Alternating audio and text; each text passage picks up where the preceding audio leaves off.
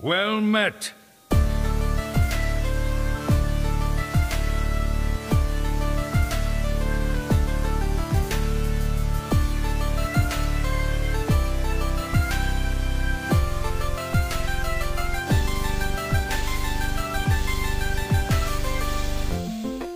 Good evening, everyone. Welcome to episode number 22 of Well Met. I'm John. I'll be your host this evening, and we've got a huge show this week. We've got Gamescom, we've got developer interviews, we've got new cards, we've got all sorts of things coming up this afternoon, this evening, this morning, whatever time you're listening. But first, the crew was fragmented last week a little bit. We were missing 1/3 of the crew. Tannen did an awesome job, though. We had an awesome time with Tannen at the Tannen Grace on Twitter if you guys want to give him a follow. But we're back, and we are back with vengeance. First, from Saskatoon, Canada, it is Kevin Hovdestad. Hey, Kev, welcome back. Thanks, John. I'm sorry I missed last week. I watched the show. It looked like it was a ton of fun. Tannen killed it, so I'm really glad that you guys didn't decide to replace me with him. But Tannen, if you're out there, if you listen to this show, you rocked it, and I'm super excited for the next time that you're on the show, because hopefully it'll be a time that I'm here and you and I can go at it. I was just super, super sad that I missed out on that. Sure, I totally believe you. It would have been fun to have the four of us here duking it out. The other third over there, all the way in Kansas City, coming from the future, Google Fiber style, it's JR Cook. Hey, JR. Hey, John. Sorry, I was a little bit late today. I had to get off that face paint that I had from that Royals game I went to. So I wish you would have kept it. Yeah, well, it was just one side, because if you guys have ever watched Spaceballs, today was Star Wars Day at the Royals game, and I went as Bartholomew from Spaceballs. So that was fun. That was John Candy, right? John Candy. Yep. John Candy's character. So good. Classic. I tried to get Katie to watch it probably like 6 months ago, and couldn't be done. Do it. It was a big hurdle in our relationship. We've overcome it, but it was really hard. It was probably the biggest obstacle yet. So, cool. If that's the roughest patch, you're probably good to go. Maybe. Hope so. Well, as you guys may have noticed, I am not wearing any Kansas City Royals stuff this week, and I want you to know I'm not chickening out on anything. This is not me going back on any of my words. No. I have a story, okay? And it's a sad story. We're gonna do like the tier fairies and stuff. We're gonna make it happen now in the beginning of the show so that we can have an awesome rest of the show.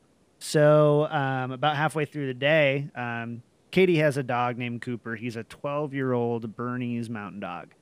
Beautiful, like absolute beautiful dog. You may have seen him. He's been on the Twitter a couple times. Awesome dog.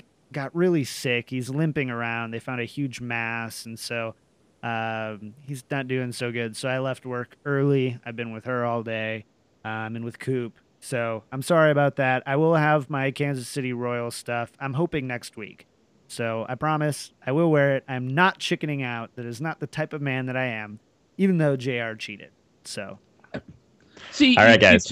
You tell this sad story about the dog, and I'm like, okay, that's a really good reason why, and then you have to throw that in at the end. Come on, but you cheated. Come on. All right, same team, guys. Come on now. Let's talk about Hearthstone here. So, how have you guys been doing on the ladder here through almost 2 weeks? We're almost 2 weeks through. How's it been going for you guys? Kev, let's start with you, since we haven't got to catch up with you in a while. Yeah, and I wish I had good news for you. It's kind of strange to think that we are a third of the way through this season already. I really have not had a lot of time to play, because with Gamescom this week, work was nuts for me. I've barely slept since Wednesday, which has sort of been a very stressful thing, but very rewarding to be involved and get to publish some really cool material this week. And then obviously I was away last weekend when couldn't be here for the show because I was attending my childhood buddy Vinay's wedding. Really beautiful wedding, fun event, but I wasn't playing a ton of Hearthstone. I was at the wedding for 4 days. So I really I'm sitting at about rank 15. I've just been messing around, trying a few different decks. The meta is very stable, and I know we're not going to talk about that much this week, but I feel like there's a lot of experimentation happening in those kind of middle of the weeds ranks right now as people try to find new things that might work or might stick as the new cards come out. So I'm running into some weird stuff right now, and that's making it more difficult to play the predictable game not sure what deck's going to stick to get me up to the rank 5 mark where I want to get back to work on, performing this season. So Got it. nothing fun to say, unfortunately. Yeah, that was a drag. How about you, JR? I hate Face Hunter.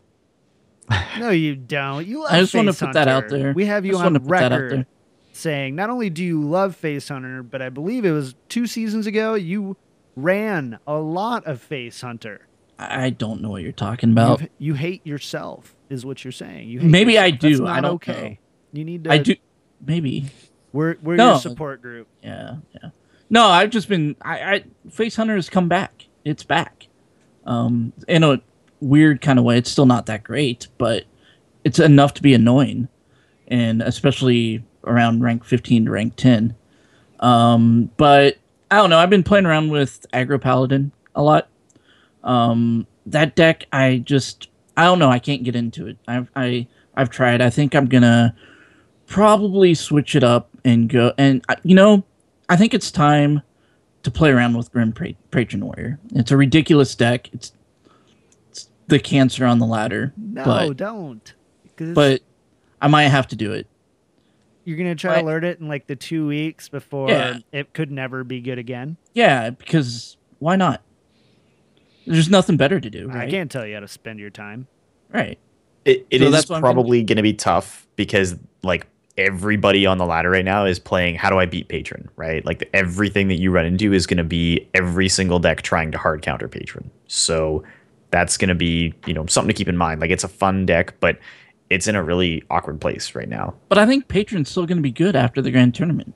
Like I haven't seen anything come out that is going to make Patron not good.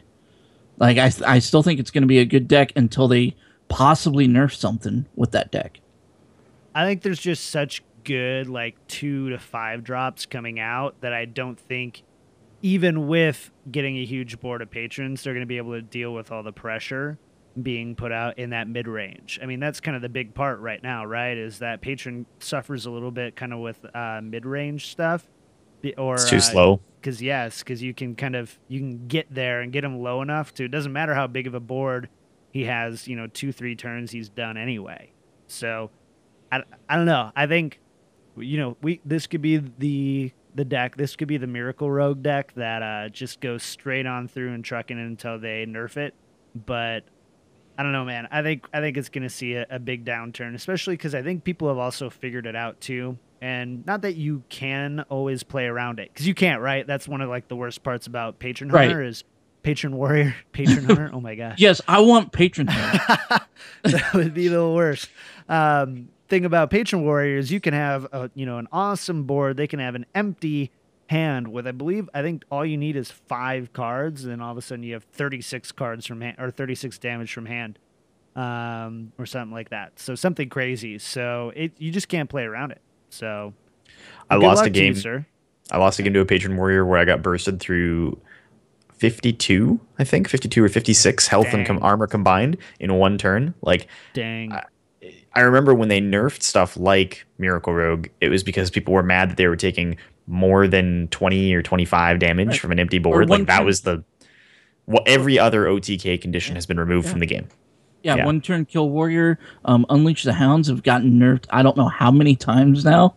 It used to be ridiculous back in the beta because you could literally sit until turn 7 and then kill your opponent by just laying down everything and unleash the Hounds. And I feel Patron Warriors in a very similar boat, and it doesn't sound like the design team's going to do anything with it. So I'm hoping that they would have had cards that would deal with it, but so far I haven't really seen that. But we're only halfway through the new set, though, right? Right. Isn't that insane? Yeah, we're like, insane. How can we talk about all the cards this week? And we're like, oh well, you're only halfway there. So well, and you think it's bad this week? We're expecting this set to drop in 2 weeks, right? Like we're 2 weeks away, theoretically, give or take, from maybe when it's 1 supposed to launch. Well, I'm guessing 2. Yeah, I'm with you on 2, but maybe 1 because they're having an extended maintenance this week, and normally when they have an extended maintenance, it's usually the Hearthstone stuff gets released the following week, because what they do is I believe that they loaded up that week with something else, possibly the WoW patch or something like that, and then they can just flip the switch when they're ready to go live on the following Monday. Right. But either way, even if it's 2 weeks, right? We're talking another 60 cards that they have to unveil in the next like 15 days. That's 4 new cards a day on average. Have like, they it's gone out gonna and be nuts. have they gone out and said that they're going to reveal every card before it launches though? Because they didn't do that with GVG, did they? Yeah, they did. They did. But they what did they it did like is the at the very day. end. They did like a stream thing or whatever, and they just played all the new cards that they could and like little show matches. And then when they were done, they're like, "And here's all the other cards we couldn't play in the matches." Yeah, I we don't knew remember that. we knew all the cards the day before it was released. Yeah. Like they just did a massive like data dump on the Oh, cards. okay. Yeah. I think I remember that. Okay, but I I was expect, like, and I expect to do the same thing. yeah, like I think they're probably gonna do the same thing. We're getting 1 to 3 cards a day, maybe 5 if it's like when the new legendaries come out when we do that big Twitter vote thing. So I think you're right. They'll probably dump like 40 cards on us just right at the very end. Yep. And we'll all put it all on one stream vector for everyone so that they have to kind of squint and see. It'd be like the Brady Bunch. So all right. anyway, John, how did you do on the ladder since we didn't go So with you? I haven't gotten to play a whole lot. I'm up to rank 11th though, and I think I'm 21-2. I've lost 2 games, one to a patron warrior and one mirror match mid-range hunter, which my mid-range hunter isn't really equipped to do well in the mirror. So yeah, overall, I feel really good about this season. It's just getting the time to play at this point. But Which variant on mid-range are you running? so I run the Vank Swisher deck. It runs Snake Trap. Yeah. Okay. Yeah, I really like it. Crushes aggro. Super fun to play, and I get it. I love mid-range druid. You guys know this about me, or ramp druid, whatever you want to call it. And you guys know this about me, and this gets my mid-range itch out very well. So I've been having a lot of fun with it, but I'm only at rank 11, but I'm only at like 24 games played. So I streaked straight up. It was awesome. That's pretty good. Yeah, I haven't had a chance to do that. What happens to me is I'll get like 3 or 4 games in a row, and then I'll lose, and then I'll lose like 2 or 3 games, and then I kind of jump back up and lose again. And it's been a weird season. It is weird. Interesting. Well, boys, glad to hear you're doing well on the ladder. Kind of. Well, you're playing. Kind of. Glad to hear that you've been busy this last week. Let's go ahead and jump into the news. This week in Hearthstone, Heroes of Warcraft. So we've had a huge week. We're going to obviously go over the TGT stuff later on in the show. But let's get you caught up on the well-met news.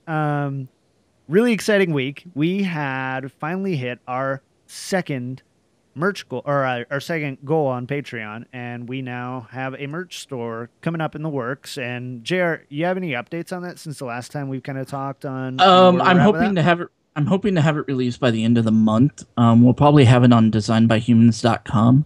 I put in the application on there. It got approved. I'm still waiting for some other stuff to happen. So we'll see where it goes. I'm hoping by the end of August we'll have it, and we'll have it like a week before for patrons to be able to buy stuff from there before everybody else. Yeah, as soon as we've got it up and running, we'll get a message out to all of our patrons to let them know where it's at. They can kind of get the first jump on the initial orders. And we may have a couple of other little goodies we might try to send out to patrons when we get that up and running. I'm not committing to anything yet, but there is some stuff in the works. So if you are a supporter, that'll be coming, hopefully, like JR said, next couple of weeks here. We might have more to tell you about that next week. But so excited, and thank you so much to everybody who's contributing to that Patreon and keeping this show alive and healthy. Like, it's so exciting to have people that are that enthusiastic about what we do. It means the world to all of us. And if you are thinking about supporting, you've been on the fence, we maybe have something to entice you. This next week, we've partnered up with the awesome crew over at Fade to Karma, and any patrons for the month of August that give 5 or more will be put into a drawing for a free hour of coaching with one of the pros from Fade to Karma. They've been killing it lately in the ladder too, or not ladder, in the tournament scene. They got a new meta report out that's just awesome. We talked about how much we liked it last week. And yeah, anything else I'm missing there on the Fade to Karma stuff, JR? No, they're just a really good team, and get an hour of coaching. That's for $5 is actually a really good deal. So if you're interested in trying for that, definitely look that up because these guys are like John said, they're tearing it up in the tournament scene right now. They're really good. They're got to be a top 10 team. Like they have to be a top 10 team at this point. Like, and that's crazy. And so honestly, I mean, I might go throw $5 at the Patreon just to be on that list because I could use that coaching. No, you can't. I could. You can't do that. You cannot do that. Damn it, John. I'm putting my foot down right now. You cannot do that. Last but not least, see that. But. Last but not least, we are recording live now. This is our fourth live show. We're over at twitch.tv/blitzpro. That's also thanks to our patrons. So thank you guys so much. So far, it's been going off without a hitch. So if you're ever around Sunday evenings, 7 p.m.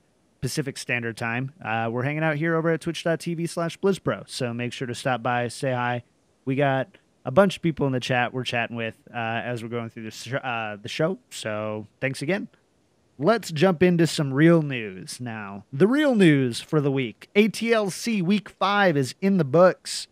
Some great games this last week. We had Team Archon take down Valuetown 6-3, and Brian Kibler gets his first 2 losses. Nihilum defeats Forsen Boys 6-4. Forsen and Ostkaka both lost 3 games, putting those guys behind. Cloud9 defeats Team Celestial 6-4. Team Celestial cannot get a win. They're 0-5 through 5 weeks. Tempo Storm dominates Team Liquid 6-1. Liquid Show, the only one getting any wins for the team with the 1 win in Game 5, I believe. And then there are Nihilum is currently in first place with 29 wins, but there are 4 teams locked in at 3-2. That's Team Archon, Tempo Storm, Valuetown, and Cloud9. And Team Archon is in second place with 28 wins. How did I do for a quick rundown on that? Was that pretty good? It was awesome. I just think it's very cool that, Kibler obviously taking the losses means that now there's a really sort of tight race between him and Hyped from Tempo Storm for kind of who's the stronger player in the whole tournament. And that's going to be fun to follow because there's how many weeks total? They're pretty close to being done. Yep, the round robin piece is almost done. It's a round robin of 7 weeks, right? So each new game, so each one has two more teams to play, and then they've completed the round robin for seeding and are going to start going into the playoff. Or actually, no, they go into the satellite round, where like the middle 5 teams play for 2 spots in the whatever something. It's very fair, but incredibly complicated. So yeah. Well, yeah, because they wrap up. It's another 2 weeks. They're done on like the 21st, and then they go into their the conclusion of the tournament and their playoff sequence. So it should be really cool. I'm really excited to see how it kind of tapers off and how it ends because it's so close. Like I thought that it would be a little bit more definitive by this point in the tournament. You'd have kind of a clear front runner, but I mean, Nihilum is up 1 round on everybody else, and it takes 1 round for everybody to be a 4-way tie for first, depending on how it shakes out. It's 1 round and 1 game win away from being in second, right? Yeah. I mean, it's super tight, but also those teams, especially I'd say like kind of the top 3 right now that are running in that 3-2 slot, are just so good. So many insane players. I mean, when you have Life Coach going head with Kalento or Strife Crow, it's like we're seeing the gods of Hearthstone playing against each other. So it's insane. I'm loving watching Archon. I make sure I catch it or catch the VODs every week, and you definitely need to. Now you've watched more of it than I have. Do you have a sense of what is causing Tiddler Celestial to struggle so hard? Like, why are they doing? Because everybody else is pretty well neck and neck. They're all like 3-2, 2-3 on match score, total games won in the mid 20s, and then Celestial just way at the bottom. Like, what's going on there? Yeah, I mean, it's kind of tough, right? So when we go in right now, Team Celestial only has 18 wins, through 5 weeks, right? So you're talking, 3.5 per week, right? Is what that ends up being. Right. And when you look at the players, Frozen Ice, man, 4-15. I really think it's just him right now. Has not transitioned well from like kind of the Asia Pacific meta into kind of a Western, EU NA meta, which is much more, I think, close and solidified into what they do. The Asia Pacific meta is very different than what we run here. There's just some insane stuff like Knife Juggler, I guess, is like in everything over there and stuff like that. And I think while he's an incredible player, Frozen Ice is a very good player. I just think that when you compare with all the other great players on these other teams, it just hasn't been enough. I mean, Tiddler Celestial is 6-10, I believe, and then, Tiddler himself, and then Silent Storm, I believe, is 8-6.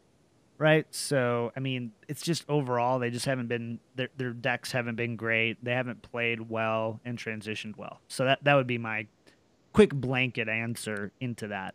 I think they're the one team that really stands out from the rest. Is not really, they're not the Western players or the NAEU players where they're all playing and talking and they're in so many events. And then kind of Asia Pacific is in their own thing. Right. So right. that would be what I would say. Yeah, I mean, my perception of it was a tournament format thing. Like they couldn't find a way within the sort of like modified conquest format to make anything stick, and they've been a little bit too married to like a certain set of deck archetypes. They're not willing to experiment enough, which I think is hurting them at this point. But I don't know. I mean, I just don't think they can't come back at this point. They're done. So there's no way for them to make a playoff contention of any kind. Now it's just they're at the end of their rope. And that's only really technically now as of this last week. So it feels like maybe they're just going to phone it in at this point a little bit, which is unfortunate. But yeah, I feel bad for them because they should have had a really good, honest chance. And I don't think that if you took any one of those guys in a straight up conquest match and put them against anybody else in the tournament, that they would struggle as much as they're struggling in this format. Well, even right now, though, it is still possible for them to make it into the next round. Because if any of the 2 and 3 teams don't win over the next 2 weeks, and if they can get some good matchups, they could tie with Force and Boys or Team Liquid. So it is totally possible. But again, too, right, with a normal format, we would have probably 2 or 3 teams calling it at this point, right? But because only one team gets negated through the first round, essentially, even if they do, it's only going to have a minimal impact overall on the actual standings and stuff because everyone moves on to the second round. The top just sets up seeding and stuff. To round 3. But round 2 is through, I think, 3 through 7 they compete for the bottom 2 slots or something, and then there's a redemption thing where they get the 5th one or something like that. So again, I think this is where the format is really staying strong in the sense that they can still technically make it. They're playing for $250,000, or sorry, what is it, $100,000 for the winning team, and stuff. So I don't know if it's enough for them to not keep trying because they are not out yet. But you're exactly right. If they lose this week and any one of the 2 and 3, if the 2 and 3 teams win this week, they're done. So how have they been doing in like other tournaments? And is this the only one that they're really struggling in, or are they having issues in other things? Well, I don't have the updated, but a couple weeks ago, Tiddler Celestial is still widely considered the best player in the world. Has been for a long time. He's the most winningest as far as the total amount he's won. He's won some very big tournaments, and so I just think over in the Asia Pacific side, they're doing very, very well. Frozen Ice does really, really well. Silent Storm, we've seen quite a bit. Silent Storm, right? Yep, good. We've seen quite a bit do well here and in Asia Pacific. Yeah, I was just mainly curious if like it was just a mental thing, like losing that many games and doing that poorly in a tournament would play mental games on anybody if it was affecting their gameplay in other areas, in other tournaments or not. Yeah, I don't think it's that significant, but I mean, there's not a whole lot more to say about ATLC. We know that they've struggled, and it's going to have a big impact on the seeding going into the next round. Absolutely. Okay, cool. WCA Europe pro qualifier just finished this morning here in NA, and Kalento and Life Coach were in the final. So, what more can you ask for, huge caliber players in a final than Life Coach and Kalento? And great games, no misplays really, and Kalento takes down Life Coach 3-2. So great job to him. Congrats, Kalento, again, showing just why he's one of the best in the world. And so what's the next step on that? I want to phone a friend on that one. Okay, I wasn't sure because isn't the WCA, isn't that the big video game tournament that they do every year, like with a bunch of different games, or am I incorrect on that? I believe it is, because that they sort of picked up where things like WCG and some of those old organizations sort of tapered off. But it is very Eurocentric, and they do have divisions for a lot of other games. The problem is following it is really difficult. It's not really well published, and I know in general it's one of those things where how do you get sort of abreast of what they're doing without if it's not published to someplace like Liquid Hearth, tracking it down can be really hard. Yeah, I think I was thinking of the WCG. I forgot that that's not a thing anymore. I thought I was thinking that this was, but okay. The WCA took over from WCG. That's fundamentally what happened there. So I'm hopeful that it'll have sort of that same flair and flavor to it. Because the finals for WCA this year are in China, if I recall correctly, and there's different regional qualifiers for a bunch of different games. You could probably, your best bet honestly would just be to check the WCA accounts on Twitter. WCA America, WCA Europe, they're all on there, and you can track down some of the details that way. Yep. They'll have a presence at PAX, stuff like that. Brilliant. That's what I would say too. Yeah. Last but not least, we got PvP Live coming into the last week here before we start going to the big finale. Archon Purple takes first place, going 4-1 in his last 5 games. He has half a game lead over Liquid Show and Archon Zalay with just 1 week remaining. So if you guys are not watching, start watching now. It's over at twitch.tv/PvP Live. They go Monday through Thursday, sometime in the late afternoon here in NA. I can't remember. I think it's 5 o'clock Mountain Time, so it'd be like 4 o'clock Pacific. Sorry if I get that wrong, but right around that time. And you can find all the info you need over at pvplive.net. It's getting exciting, and these players kind of started off. We were talking with Tannen last week. They didn't have the biggest name players, but like Dog, right? Like these guys have really made a name for themselves, and it's because of this PvP Live. All these great games they're playing against great other names and stuff. So you definitely want to check it out. If you're a fan of competitive Hearthstone, you will definitely get your fix watching Tannen and Nathan. That's admirable over at twitch.tv/PvP Live. And neat too. I remember a few weeks back after I just lost it. Phone Tap won DreamHack. We were really excited about his performance and seeing him kind of break out. He has the best win ratio and least losses in PvP Live. He's come up out of nowhere because he hasn't played as much as some of the other guys in the league. I don't think he can finish as strong as guys like Jab, RDU, Firebat that have had really, really, really good top level sort of performances over the course of more games, which appears to have sort of a factor on their ranking and performance. I don't 100% understand the metric for that, but super cool to see Phone Tap as somebody who we didn't know existed, 3-4 months ago, with the best record altogether in the entire event. That's crazy to me. Totally. Absolutely. Anything else you guys can think of from the competitive scene over Hearthstone these last couple weeks?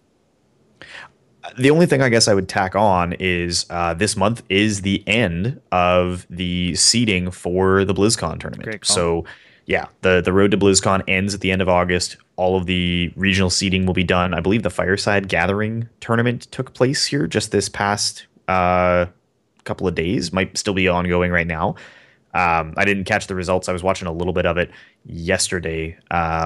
So that basically, when we get to the end of this month, when we go into September, the players will be setting up for their individual regional qualifiers to determine who we're going to see at BlizzCon, which is going to be really cool. And I'm hoping that we can get a little bit of like insight into those tournaments, maybe even get one of the players who does really well at them to come on the show, because that would be a lot of fun and I think a really cool thing to do. But yeah, so we'll know probably in the next couple of weeks who's qualified in each region based on their tournament performances and their ladder finish at the end of this month. Sure. Yeah. Definitely really exciting time. We're leading up into BlizzCon. We're going to get some huge tournaments coming in. We've got a whole new giant meta shift coming in. So batten down your bootstraps, folks. Yeah, it's going to be a crazy couple months. It's three months away. Yes, BlizzCon. sir. Yeah. It's going to be coming up fast. So you're going to blink and we're going to be there. Yeah, it's going to be great. It's going to be so much fun. Cool. Well, we've held it off long enough. Let's go ahead and talk about some new Grand Tournament stuff. As we go through all the different Grand Tournament stuff, we are also going to be referencing an awesome interview done over at Icy Veins with Mike Donay.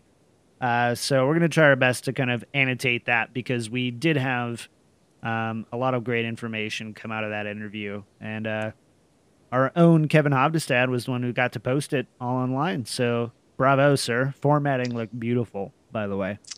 I do what I can, man. It was a very early morning getting the email with the audio to transcribe that at 4:00 on Friday or whatever that was, 4 a.m. to be clear. But yeah, neat stuff in there. If you haven't read it, the one thing I did want to sort of call special attention to before we jump into the TGT stuff is when we were talking months ago about where things should be headed with upcoming features for Hearthstone, we had sort of all settled on like tournament mode is the obvious next fit. And then they kind of surprised us out of nowhere with Tavern Brawl, which we did sort of say the game was due for something kind of fun, fresh, and free. Like that was somewhere we had also expressed like a sentiment.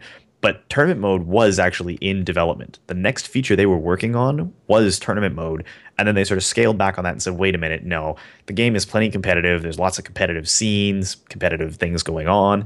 Let's go back to our roots and find something that's just neat, something that's experimental, fun, gets people excited to play the game just for the sake of playing the game, and ergo Tavern Brawl. I was shocked that they actually came out and said that like tournament mode was already in dev and they're really actively working on it. Maybe means that we'll see that along with some other updates come, for example, BlizzCon. I mean, is that what they really said though? Because my understanding was, basically they talked about doing it, but then they decided that Tavern Brawl would be the way to go. I'm not sure if they were actively working on it. I mean, what Mike said to Damien and Vlad from Icy Veins, the owners of the site over in France, was that they were working on tournament mode as the next feature they wanted to introduce when the idea for Tavern Brawl was brought forward, and they felt that was a better fit, so they sort of, reallocated the resources and went that direction instead. I don't know how far they were on tournament mode. I don't know if we would have gotten tournament mode at the same time as we got Tavern Brawl. It might have been a longer development cycle because it's a more complex feature, but they do have a lot of work being done on the automated tournament format and functionality for Legacy of the Void, which is currently in beta for StarCraft. I would not be surprised if they've been in talks with those guys about like, what have you got working and how can we port that over? Okay. Because we're on this right now, we're talking about competitive stuff. JR, you linked an article earlier in our chat about a new like patent filing, and I didn't understand it because it had tables and blue links and underlined long words. So yeah, can you break it down? Yeah. Basically, that was just a trademark filing here in the U.S. That Blizzard put in for something called Compete. And the gist of it was it sounded like an automated, not really an automated tournament system, but a tournament system that would allow like third parties to generate tournaments and things like that. I'm trying to bring up the link right now so that I can read it a little bit better. But yeah, it's providing an online non-downloadable internet-based system application. Say that 20 times fast. featuring technology enabling users to organize and promote esports tournaments, to create and customize tournament brackets and ladders, track tournament progress, maintain related statistics, and post results. Huh. So it's like a challenge or a Battlefy thing, but maybe that actually hooks into the games or like a BattleNet backend. That's cool. Yeah. So that might allow something to Blizzard to allow these third parties in these grassroots campaigns, like that Kansas City Fireside Gathering I talked about not too long ago, to be able to create their own tournament within some kind of system Blizzard related, and make it count that way, or be able to post those results.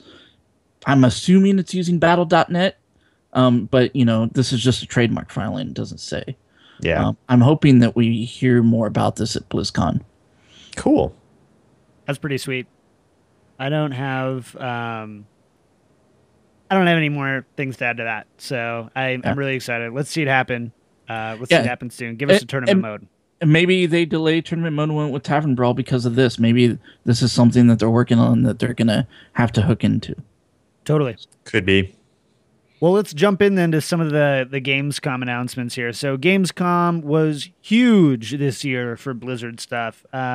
I resubbed to WoW with the new expansion coming, and unexpectedly, we actually got some. I mean, for me, I did not expect nearly this much information about Hearthstone coming at Gamescom, but we got some huge updates. Were you guys expecting this coming from Gamescom? Some of these huge announcements that we're about to talk about? I thought we had heard everything there was about what was coming up with the grand tournament as far as mechanics or anything else wise. I thought it would just be card reveals, but that's clearly not what we got. We got more than that. Absolutely. What about you, Kev? Yeah. I mean, I know that when I talked to Eric Dodds at PAX, there were a lot of conversations about trying to improve the ranked play experience, trying to improve the new player experience. These are things that the team talks about very actively. But I was operating under the assumption that if they were going to do anything, right, like we've kind of said all along, they'll do little content updates, card additions, all those sorts of things. And sort of we get one big kind of lump update at BlizzCon that says this is the next couple of things you're going to see. Because that was how they announced spectator mode, wasn't it? Because they said, like, this is something you'll see next spring, and voila, out it came, right alongside one of the updates, I think, with Nax. Around that time frame? I thought it came out with Goblins versus Gnomes. Oh, you're right. Because, of course, they announced it at BlizzCon. Yeah, sorry. Yep. But at any rate, like, these are all the things that we've come to expect is, like, feature creep will occur as we get major announcements at big events like that. I did not think we were getting the amount of information we did at this event at Gamescom. And like, they could have probably said even more, which makes me even more excited. Like, there's probably stuff we don't know yet, too. Totally. So let's talk about this first one. All right, boys, we've been asking for it. We've been saying that the reward system needs to change in Hearthstone in the ladder system. And, well, it has. At least the first step into fixing some of the ladder grind and just chugging through stuff has changed. So we now have new ranked rewards. Kev, can you go ahead and break it down kind of how this works?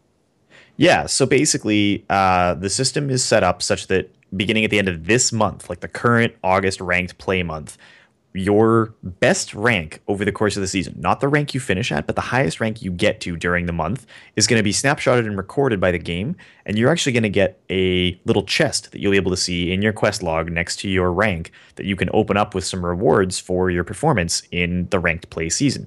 You have to get to a minimum of rank 19 to be eligible, because rank 20 you get the card back. And you'll see the card back when you open the chest alongside whatever other rewards you're eligible for based on your highest rank during the season. What they're launching the feature with is rewards that will include extra arcane dust to be able to craft new cards and golden cards, depending on how well you do, which I think is super cool because, I mean, for better or for worse, most people are trying to build collections still. I went through mine just to see how I'm doing, and I need about a dozen cards, give or take, to finish the current sets. But very few people are actually done building the card sets. So they're getting rid of their gold cards because they need that dust to make other cards. this could actually be a way for people to say, like, no, I got this super sweet gold card. Cannot be a legendary. You cannot get legendaries from the end of season rewards. But for like a cool epic, like maybe I pop open a golden bestial wrath or something that I maybe wouldn't even play. Like it would just be nice to say, you know what, like that was my ranked reward. I'm gonna keep that. That's cool. Or for a newer player, that's a whole bunch of dust to go make a bunch of cards you need to make competitive decks. I think that's an awesome, awesome way to give people an incentive to try and just, okay, I've been to rank 12, but like, what do I get in my chest if I peak at rank 10 this month? And you also don't have to feel bad about regressing a little bit. If you get to rank 8 and then you drop back to 11, you're going to start the next season based on that rank 11 finish, but you're going to get a reward based on seeing that rank 8 peak, which is really a nice touch, in my opinion. Totally. Yeah. JR? Yeah, no, I'm a big fan of putting rewards in ranked play because right now the only reward is if you get legendary and you get a special card back. But I think it's a step in the right direction. I think they still need to add a little bit more to it. I think we need to see some gold in those rewards. And I think we need to... Like, I was expecting gold and I was expecting card packs, actually, or at least a card pack, based on how you did. I do like the fact that they have it based on where you peak at instead of where you finish. Yeah, I think that's huge because there's been many times like I've, gone higher than where I finished, and I would like, that I think that's cool that you're going to get rewarded where you peaked at. But I think it's important that they should have added, like, I like the idea of getting golden cards. I have every card in the set right now, so I wouldn't mind getting more gold cards, to finish, to maybe start collecting for that set. But I think for newer players, I think, the gold gain and wanting to, compete in ranked play and getting that gold gain, with those rewards would be very important for those players. And I think that's something I think they should have added. And that's something that I believe the team has said that they're just getting started on this, that there are more innovations coming more to the ladder system. But I think it's a great start. This does reset every month, correct? So, right. Yeah, you're going to get a new reward based on your highest peak performance at the end of during any given month, starting with the current August ranked play season, which is nice. I mean, the gold thing, I think, like John said, there's probably stuff coming down the pipe. I wouldn't be shocked to see them add a gold reward, or, we've talked a lot about maybe it's time for the first adventure mode, Curse of Naxxramas, to maybe not be quite so expensive, or, make the first couple wings free for a new account, because it's a pretty big barrier to entry for a new player. They're probably going to solve those problems in other ways. There was a really cool suggestion on the Hearthstone subreddit the other day. Somebody said that we should get a quest like we get for the spectator mode one, where if you completed a quest that was, whatever, it doesn't really matter what the quest is for, the reward would be an arena entry ticket, which I thought was a really nice touch. And maybe that's something they could do, because that's an easy way for a player to learn some mechanics, get some rewards, get some gold. Like, there's probably some cool stuff they could do that way. Totally. So, also new this week, so we got a kind of a new, it's not a keyword, but it is a new piece of gameplay that we're going to be seeing with Hearthstone coming in, called Jousting. JR, can you go ahead and break down Jousting for us here real quick? Yeah, Jousting is just a new mechanic with, I think we got 3 cards that were revealed with it, maybe more. If I just remember 3 off the top of my head. It's so 5? Okay. So there's 5. And 6. Oh, okay. Sorry. Well, a certain number. Anyway, 6. It allows you, basically you play the card or whatever, and then you and your opponent reveal a minion in your deck, and whoever has the higher cost minion wins, and then gets whatever the battle cry or whatever the end result is on the card, gets that reward, quote unquote. For example, you might have a minion that you play that has battle cry. Whoever has a higher casting minion that gets revealed then gets divine shield and taunt on one of their minions. So, and that's basically how it goes. Kevin, what do you think about Jousting? I think it's awesome for two reasons. One is that most of the jousting cards are reasonably competitive, even if you don't win the joust. You're not going to feel bad if you play the card, the joust goes off, and you don't win it, because you're still getting, as an example, the Tuskar Jouster for Paladin. This is a 5 mana, 5/5. You can see it on the stream if you're watching with us live. It says Battle Cry, reveal a minion in your deck, or in each deck, sorry. If yours costs more, restore 7 health to your hero. So this is a less expensive Guardian of Kings with a good stat block. Like, you can happily play a 5 attack, 5 health minion for 5 mana. If you win the battle cry effect goes off and then you get that joust benefit, that's awesome. But if you don't, it doesn't hurt you any. You're not set back by it. And that makes the jousting cards super attractive. So that's the one thing that's nice about them. The second thing that I love, and the thing that I think makes these really powerful competitive cards, is knowing what's in your opponent's deck is an incredibly useful thing to have to you. When I play Priest, I don't even like Thoughtsteal as a play. Like, it's kind of a tempo negative play. It's, not a really great card in a lot of senses. But if you can get it out early and use it to determine what archetype your opponent is running, you can start and make informed decisions about, okay, I know I need to hold certain types of removal. I know there's going to be certain types of minions coming out that I want to save particular cards for. Like, what an incredible thing to get that extra information, because there's been no way up to this point to interact with the cards in your opponent's deck other than Thoughtsteal, I think. Fel Reaver. But you don't control that, right? They play a Fel Reaver. I'm just trolling. All right. I think it's awesome. I think mechanically they're great cards. They've been billed as kind of anti-aggro cards. They punish people who run cheap decks that have a whole bunch of like 1, 2, 3 minion drops, because you're going to win the jousts really easily that way. And I know there was some questions asked about, we spoke to this in the Icy Veins interview, about why isn't Joust a keyword? And I think the reason Joust isn't a keyword is because it's a lot to explain on each card, and it's tied to a lot of other keywords. It's tied to battle cries or death rattles, or it provides divine shield and taunt or whatever. Like, there's so many things going on that there's no consistent formula where you could just say battle cry Joust. Like, that wouldn't work. It wouldn't explain what the card was going to do. Well, and they've also made Joust to kind of go two ways, right? A card we're going to talk about a little bit called the Skeleton Knight is kind of like an inverse Joust, right? It has a negative effect if yours is higher. It's a 6 mana legendary, 7 attack, 4 health. Death Rattle, reveal a minion in each deck. If yours costs more, return this to your hand, right? So you play it. If yours costs more, it gets sent right back. It's a death rattle that triggers when it dies. Oh, yeah. It's totally the other way around. That's why it's so cool, right? So you play it because you're thinking, okay, now when they kill it, but it's neat, right? Like, if they kill it, maybe you get it right back and you can play it again, right? Which is pretty powerful. Totally. Never mind. Well, they could make it a negative effect. Is something. Yeah, if you lose the joust, you don't get that benefit, and the whole card is costed around that effect. So. Yeah. So, while they kind of said initially it's to kind of help curb against, cheap Warlock and Hunter decks, it's really going to help out with that.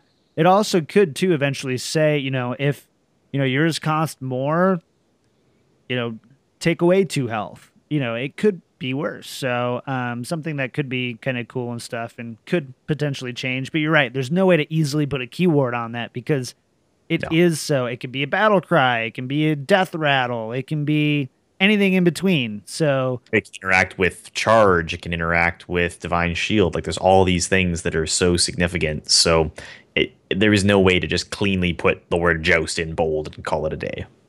I like the fact that I can play one of these early and find out the warrior I'm playing against is playing control or patron. Exactly. Because they play exactly the same for the first 5 turns at least. Yeah, I definitely think in the beginning of the expansion, especially, having that information is better. It's definitely never a bad thing to know about your card, but I also don't think that you run joust cards just so that you can see 2 or 3 cards in their hand, especially once it's more solidified. Like, especially now that control warriors or patron warriors don't even run fiery war axe, some are cutting armor smiths. Like, you can know relatively quick. Sure, if you happen to pick up a patron or something like that in one of those cards, but even then, it's not super reliable to get you that information. But it's a bonus for sure, right? Yeah. The one cool thing too that hasn't actually been established yet, the way they've worded jousting for right now for this card set is that the jousts are all minion driven, right? Play a minion, check 2 minions, one from each deck, determine effects based on that.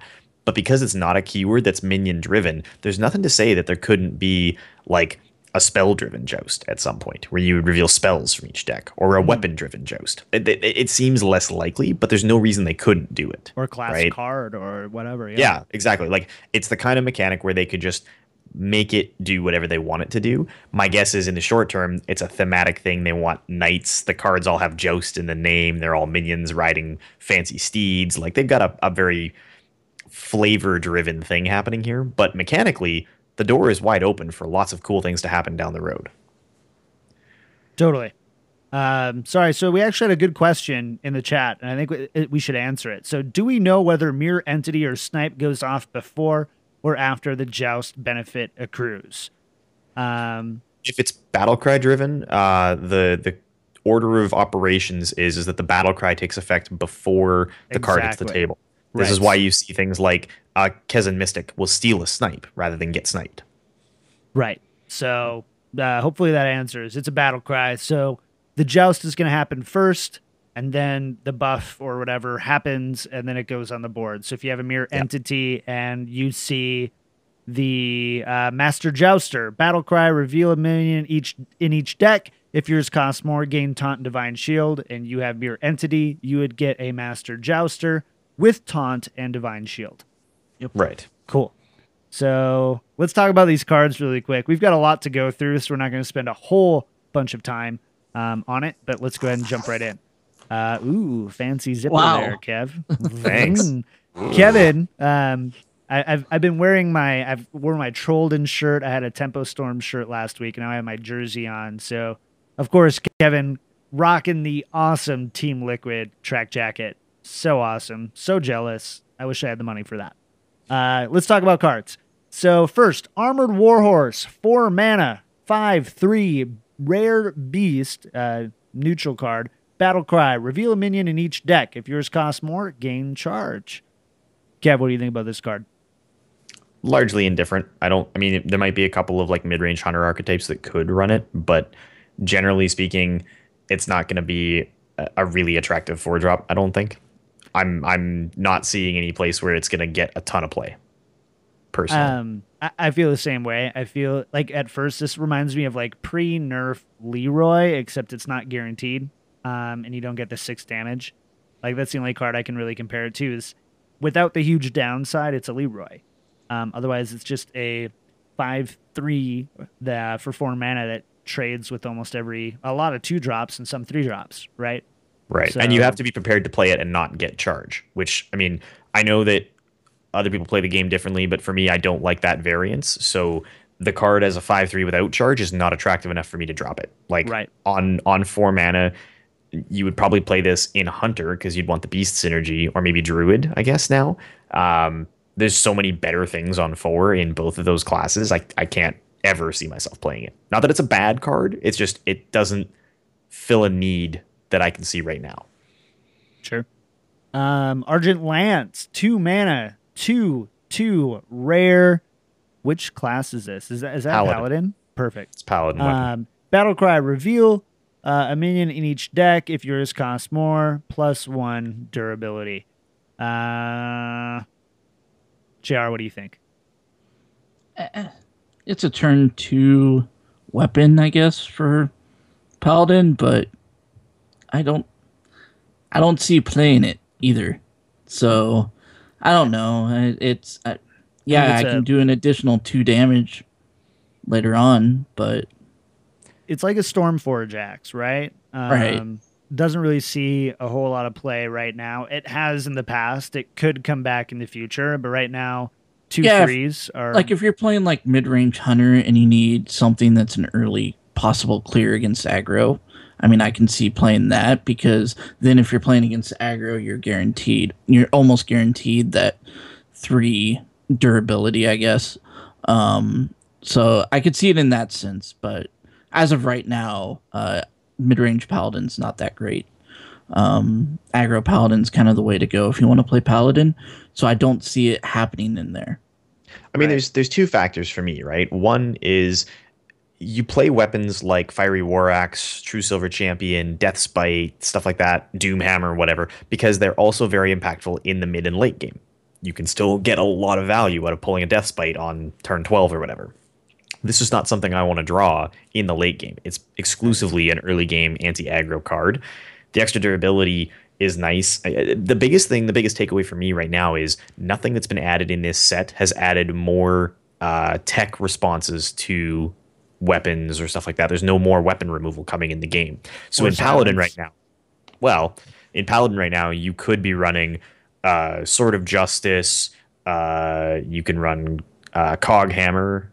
You can run now Argent Lance, True Silver Champion. You can get the Death Rattle to get Ashbringer. Like, you can basically guarantee. Muster for Battle gives you a weapon. Like, you can basically guarantee that even if somebody runs all of the weapon removal cards, you still have access to weapons as a tech response to clearing your opponent's board. I don't think anybody would run it right now because you would overwrite it with Muster for Battle almost every time. And Muster for Battle is a card that has a meaningful late game interaction because there's so many new cards in Paladin that interact with the Silverhand recruits. So it seems like a trap. It seems like a trap card designed to be like, this is really good for anti-aggro, and it's not actually going to be good for anti-aggro.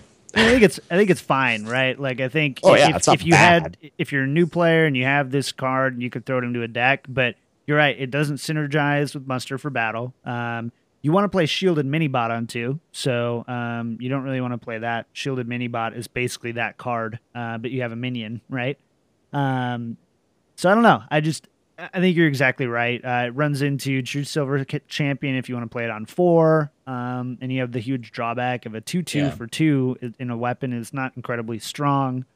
The only way this weapon is good is if you go second and you have a coin and you're able to coin it out first turn. And then you have a weapon, and you win, and you have a weapon for the first 3 turns. Sure. Other than that, it's not that good. Yeah, not that great. It's not bad. Yeah. Just doesn't solve any new problems, basically. Right. Gadget Sand Jouster, 1 mana, 1/2 neutral common. Common? Uncommon. I always forget. Common. Sorry. Common. Thank you. Battlecry, reveal minion in each deck. If yours costs more, gain +1/+1. So, worst case scenario, 1 mana, 1/2. Best case scenario, 1 mana, 2/3. Kev, go. Could be a better Zombie Chow. Could be a worse Goldshire Footman. Like, exactly. Again, too much variance for my tastes. It's a big variance, yeah. It's a lot of variance. You know, if it was a 1/3 that could gain 1 attack, playable. But it would then be, technically speaking, probably better than a lot of class cards.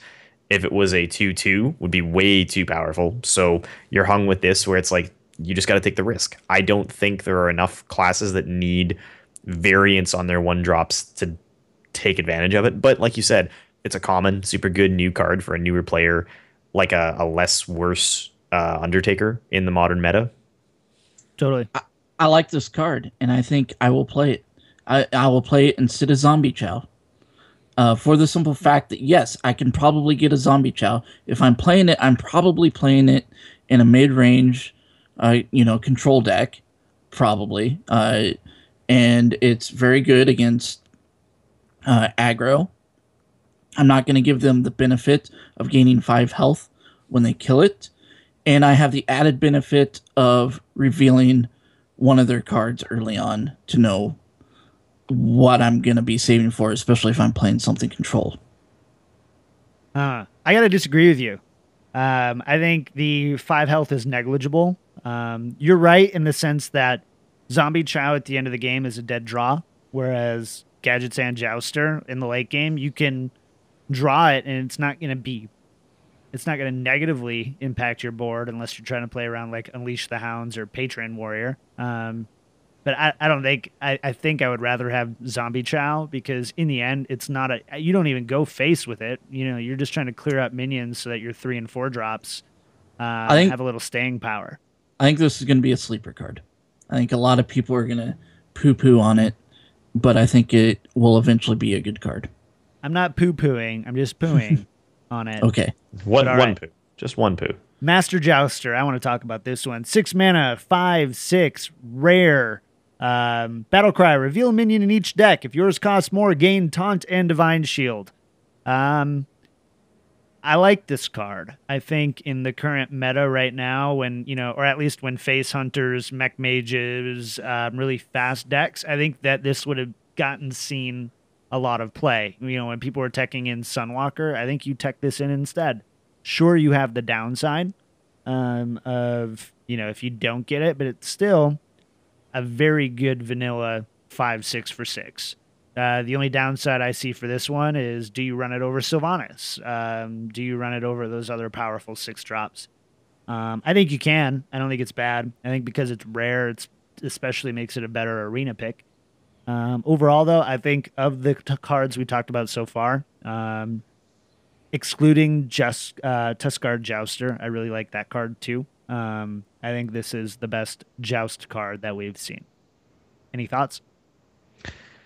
I mean, I like it. I think the problem is that as a 6-drop, like, this is a card that's going to be super great for things like trading with a Savannah Highmane or using against your opponents, like, I don't know, if somebody was running Cairn or to clear Emperor Thorus on Sylvanas, all these kinds of things. It's going to be very powerful in that respect.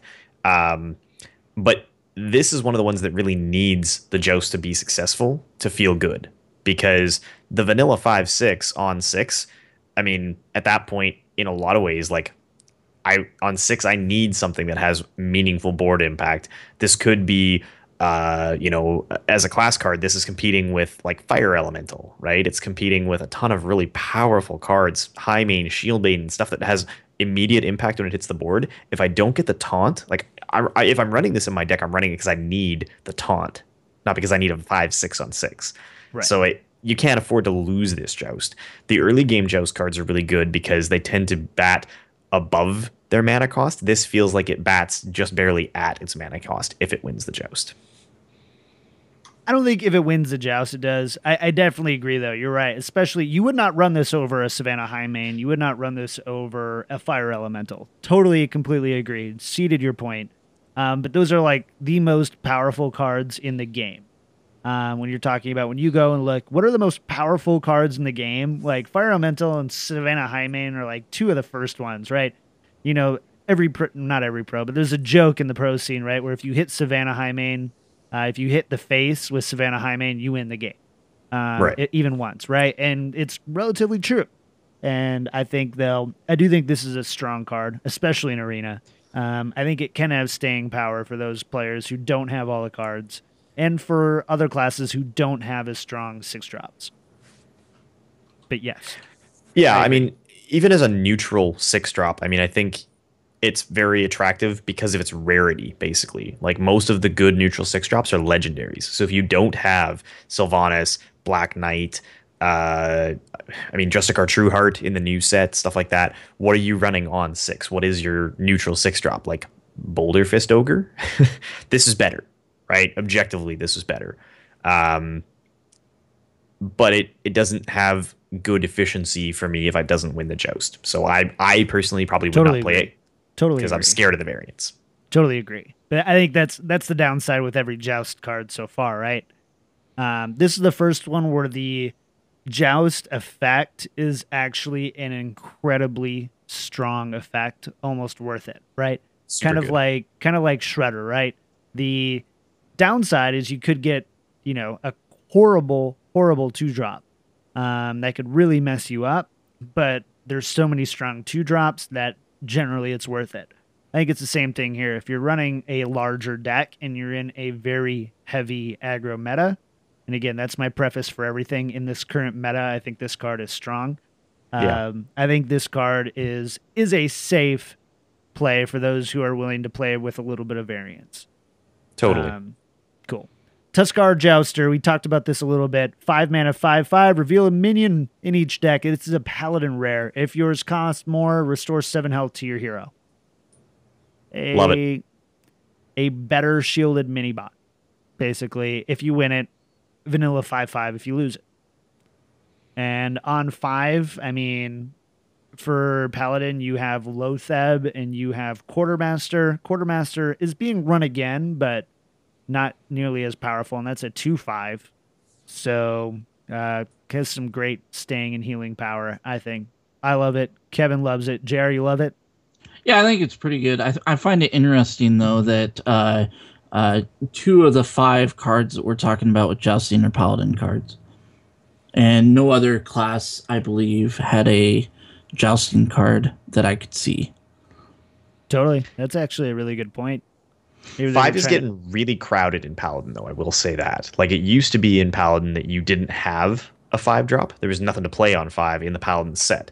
Now it's like you are choosing, do you want Dragon Consorts for the dragons? Do you want Tuskar Jouster in the Joust style? Did you go to Quartermaster in GVG? Do you run Solemn Vigil from Blackrock Mountain? Like, there's so much on 5 now. It's becoming like 4 used to be, where you have to have Choose Silver Champion, you have to have Consecrate, and like it's a really, there's something for almost every style of Paladin deck on 5 now. Whether it's you want to play the Muster package, the Dragon package, the Joust package, there's a lot of options now. The only downside I see to that is you're totally right, except right now, Aggro Paladin doesn't run anything above 4, unless they run Leroy. I've seen a couple run Leroy, which you would never run this card in a Aggro Paladin. Really the only viable, like truly viable Paladin deck currently is that mid-range Paladin. So I think it's less. I don't see anyone running Solemn Vigil. I don't see anyone running Dragon Consorts. I've seen a couple doing it just so that they can get out like I think it was an Alex on 7. So you try to run and get it on 5 and play it, so then you have an Alex on 7. So I've seen a couple things there, but while philosophically absolutely correct, I'm not worried about not being able to run this card because of Dragon Consort currently. But if we see a buff to Dragon Paladin, totally. Could make a really cool comeback in Control Paladin because you have so much healing now. Like, probably the best healing toolkit in the game. Totally. Absolutely. Totally agree. Let's go ahead. Let's jump into some of the class cards that we saw this week. First one we should jump into is Flash Heal. 1 mana, priest card, restore 5 health. Done and done. Nice and easy. What do you guys think? Thumbs up? Thumbs down? I think it takes the place of another card that I would rather play. 1 mana is a great cost for a spell. Priests have lots of really great 1 mana spells between stuff like this, Power Word Shield. They have a really great early game spell kit. Priest is already really spell heavy though. Like, Priest struggles right now to strike a balance between useful spells and actually building a board and maintaining a board presence. The opportunity cost of having a card is the problem here. Like, 5 health for 1 mana is the most efficient heal in the game. Totally. But that's kind of misleading, right? Wisp is the most efficient minion, right? Like, it's one of those things where you look at this and you think that's super cool. Think about the Akanai combos, think about the blah, blah, blah. It's not actually probably going to be something that you want because you would have to draw so much more aggressively in Priest. Like, you would need some way to pull a ton of cards and get this in a full hand. If you're playing a normal Priest and you don't have your Northshire Clerics giving you draw every turn, you don't have a really good draw engine. You run out of steam, and you pull this instead of pulling out your Light Bomb or something that you need in the middle of the game. That hurts. That hurts a lot. Sure. The only... Sorry, go ahead, JR. No, I was just going to say, like, the only thing I can think of to play this on would be late game, but by then, like, mana cost on a heal is not that important.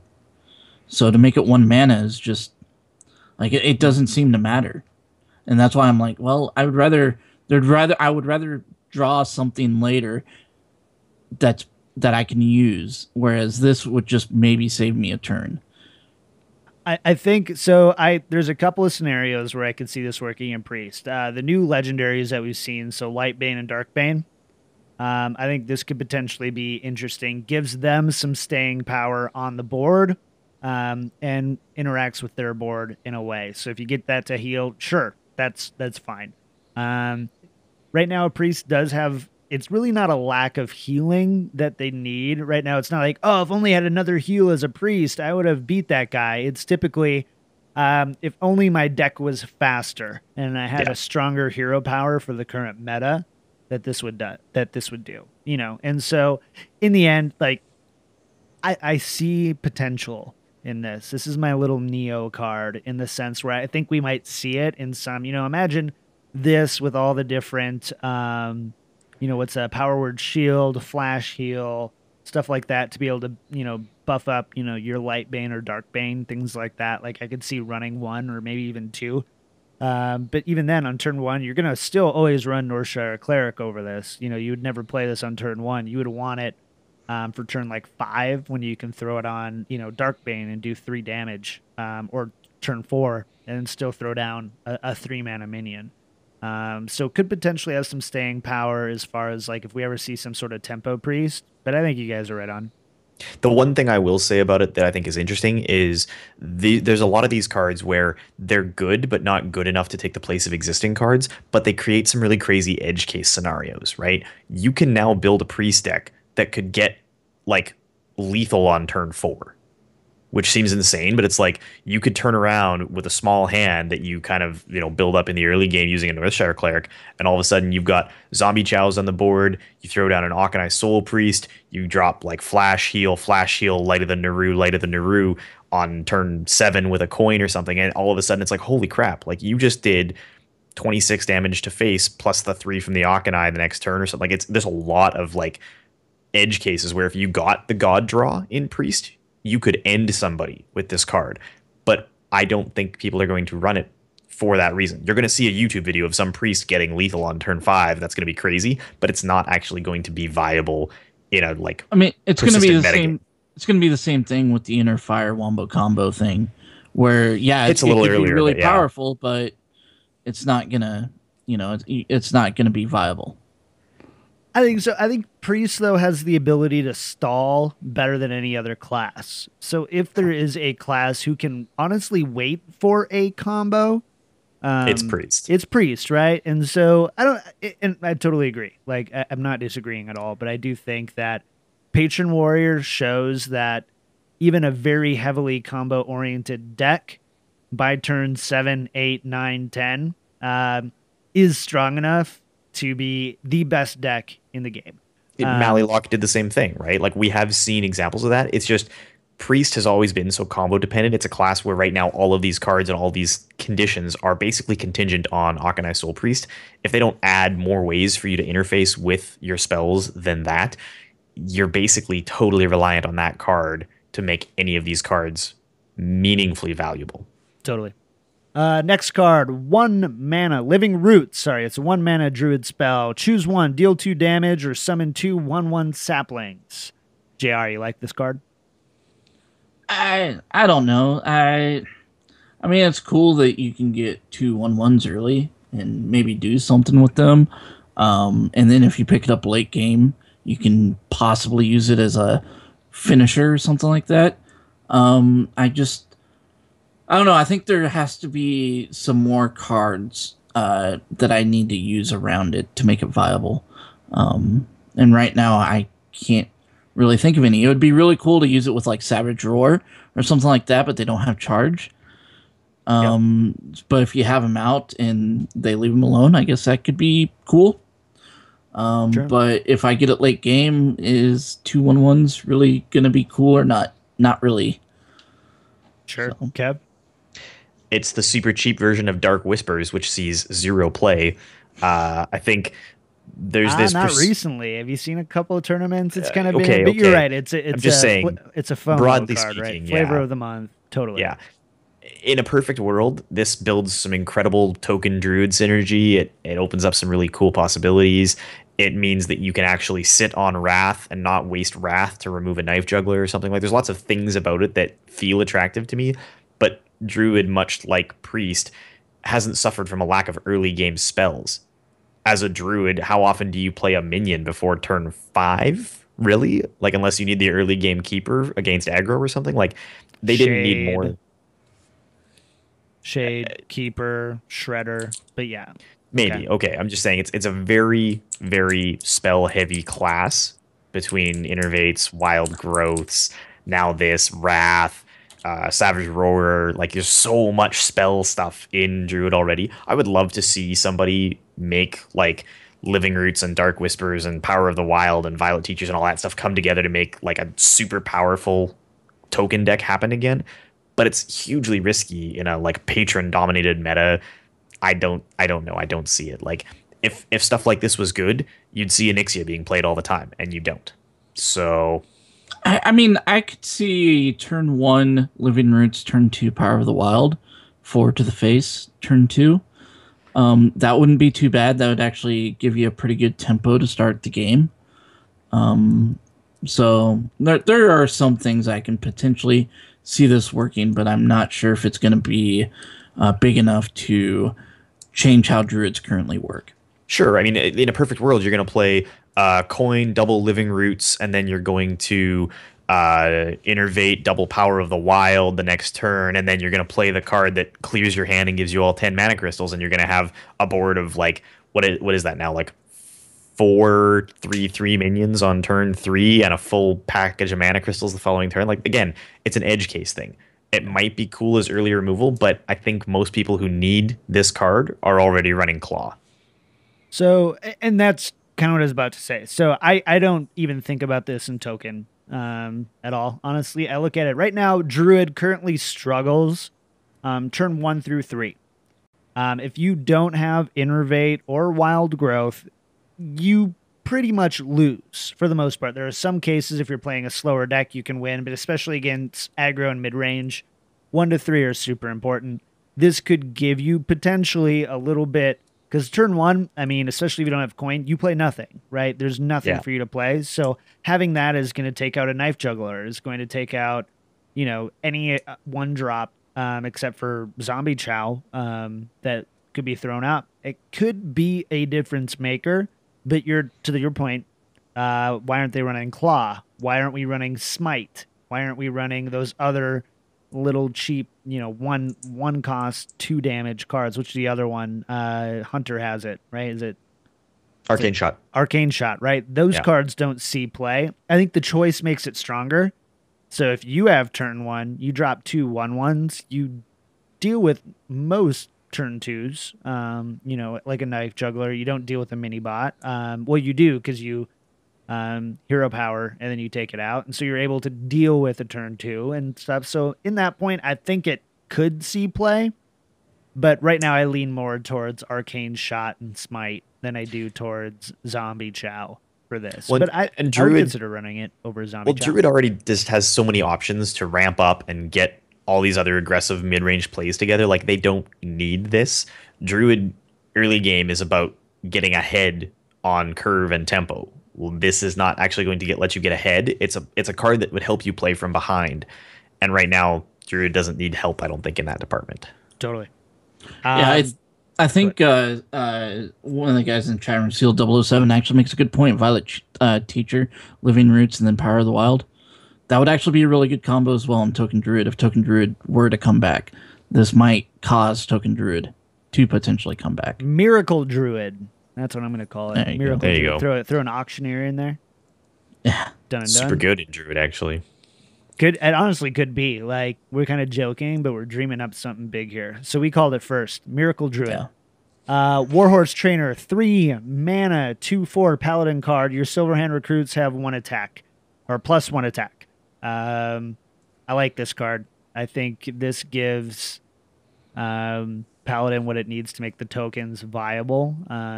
And it's actually sometimes where you're going to want to tap your hero power, especially because if you don't have Muster and Shielded Mini Bot on 2 and 3, you lose so fast. This gives you an opportunity to gain back tempo. Makes your Silverhand recruits even more dangerous than before. So still kill on sight, which soaks a lot of damage for you. So I actually really like this card. Go second, turn 2 coin into Muster for battle and put him on turn 3. Be pretty good. Pretty dang good. Kev?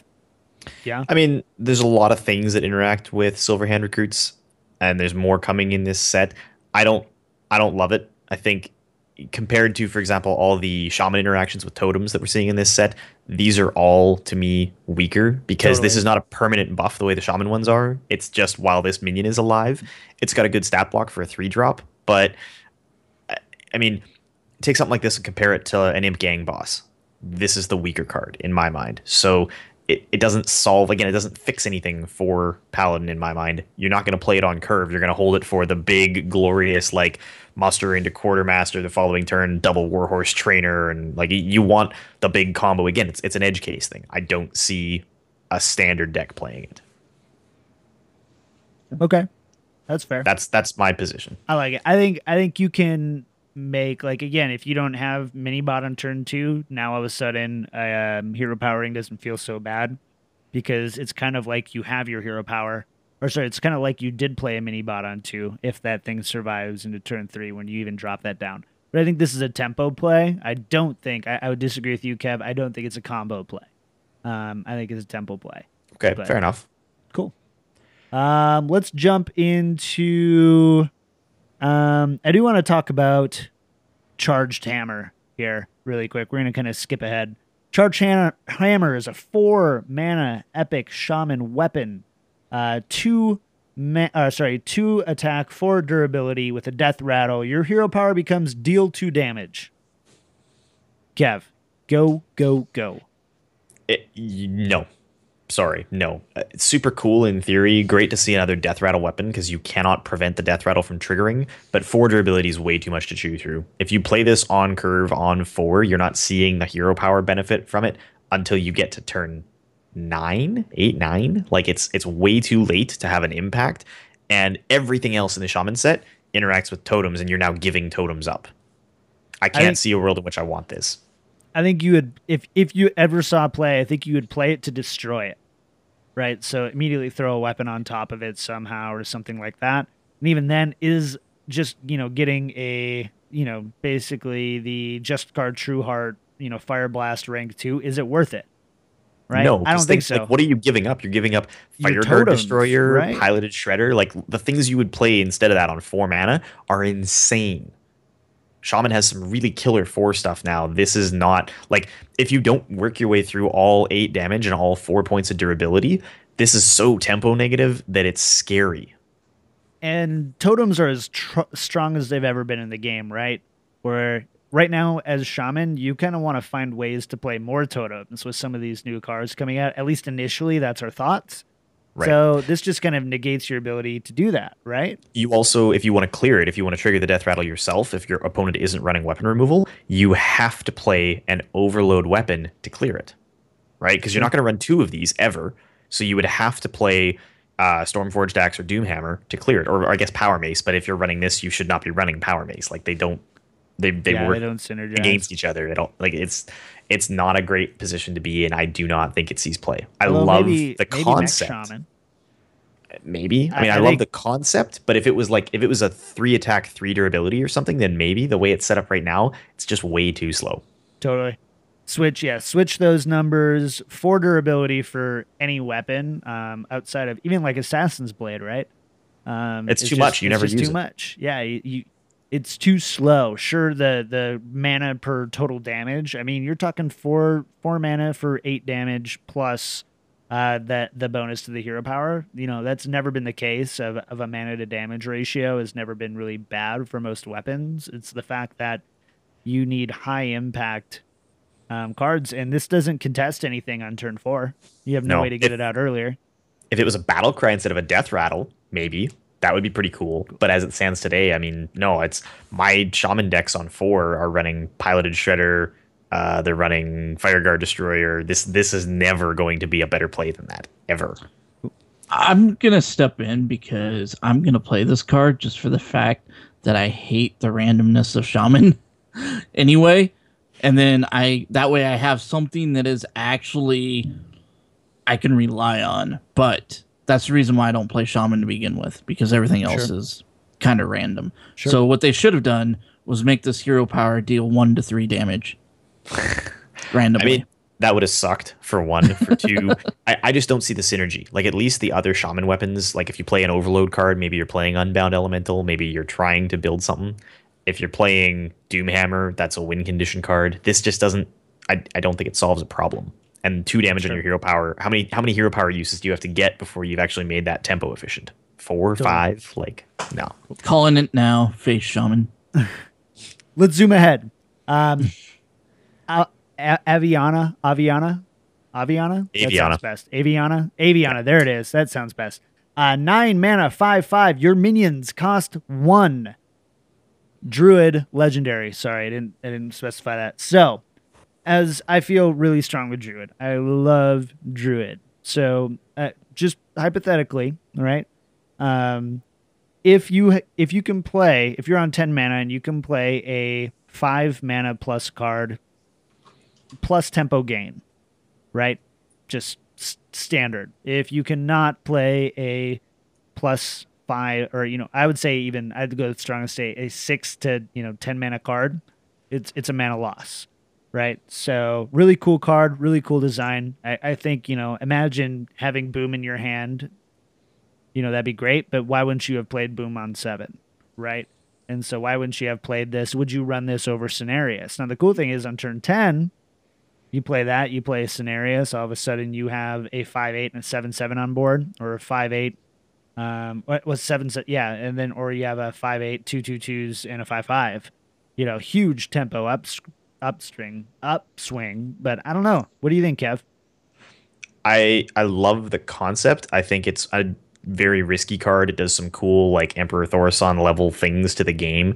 It's summoning portal, but with a useful body that affects everything all the way down to the base cost. Like super cool in that respect. There are some again crazy edge cases. You throw this and like this and Kel'Thuzad down. If you can't clear them both, that's the end of the game fundamentally. GG. Yep. But I do not think you ever play it unless you can play it onto an empty board. And there's so few ways to achieve that in Druid right now. It's a weird, like, anti-win condition card. It's so win more heavy. Like, if you can play this and play something with it and have it stick for a turn, you've won. But how did you get to a place where you could do that? You were probably already winning the game. And there's so many other things that you can do with 9 mana. I mean, you're doing this instead of combo. Is it a better play than combo? I don't think this actually makes Druid more effective. It doesn't, like, it in a slower Druid deck, it's got a lot of potential. If you could get this down to 8 or 7 using Thaurissan and kind of like put something together, but again, it's very combo heavy. How do you ever achieve enough value to actually make it worthwhile? It's risky. It's very risky. I think there's a couple of things to make this worth it. Number one, you'll never play this on turn 9. Like, just let's be honest. No. You'll never play this on turn 9. So this is a turn 10 play or beyond.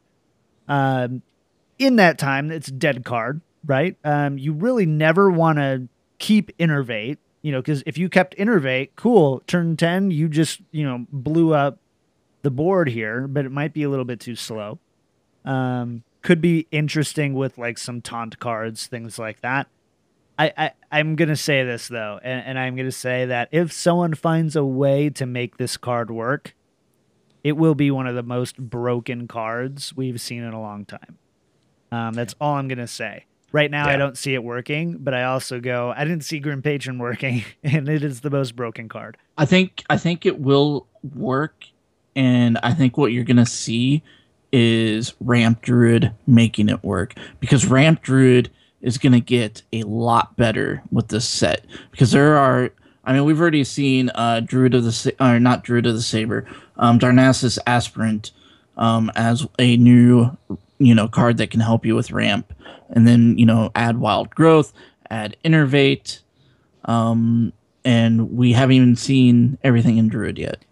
Maybe there might be something else that will help ramp Druid. Even that new Astral Communion, which is weird. I don't know if we're talking about it this show or not. Yeah, if we keep trucking, we will.